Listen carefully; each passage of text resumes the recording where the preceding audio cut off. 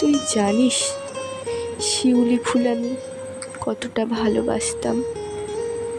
সেই যে শেষবার দেখা হলো, তোর হাতে ছিল একগুচ্ছ শিউলি।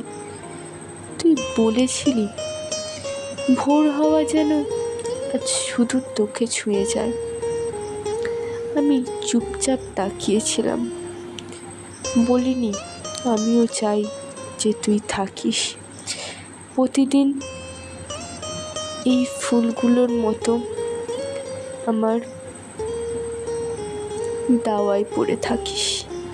কিন্তু তুই তো চলে গেলি, একদিনের শিউলির মতন ঝরে পড়লি নিঃশব্দে।